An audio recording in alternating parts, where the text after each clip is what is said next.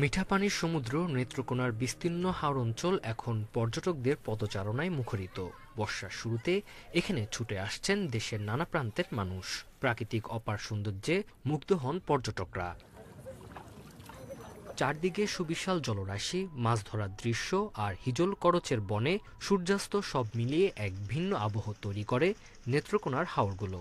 Mini Cox's Bazar খ্যাত মদনের উচিতপুর ঘাটে রয়েছে পর্যটকদের পছন্দের শীর্ষে। হাওড়ে ঘুরতে আসছি, এখানে নৌকা দিয়ে অনেকক্ষণ ঘুরলাম।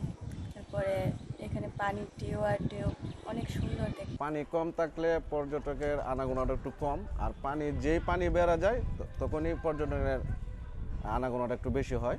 তবে এখানে ঘুরতে আসা পর্যটক ও এলাকাবাসীর অভিযোগ, উচিতপুর ঘাটে সরকারি উদ্যোগে রেস্ট হাউস নির্মাণ হলেও হাওরের অন্য কোথাও নেই উন্নয়নের ছোঁয়া। একটা রেস্ট হাউস দরকার এবং পর্যটকদের সুবিধার জন্য একটা রিসোর্ট টাইপের সরকারি উদ্যোগে কোনো রিসোর্ট হলে পর্যটকরা এসে এখানে রাত্রি যাপন করতে সুবিধা হবে। আর্সেনিক মুক্ত পানিটা পাওয়া যেত তাহলে অনেক ভালো হতো, আর টয়লেটের ব্যবস্থাটা যদি করা যেত তাহলে এটাও অনেক ভালো হয়।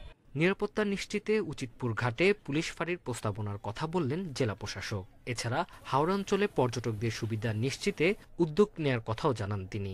নিরাপত্তার সাথে বেড়াতে পারে, তারা যাতে ফ্রেশ হতে পারে, তারা যাতে বসতে পারে, তাদের খাদ্যদ্রব্য সব কিছুর বিষয়ে তো একটার সাথে একটা লিঙ্ক থাকে, সেগুলো যাতে করতে পারে, সেগুলোর জন্য আমরা লোকাল স্থানীয় পর্যায়ে চেষ্টা করছি।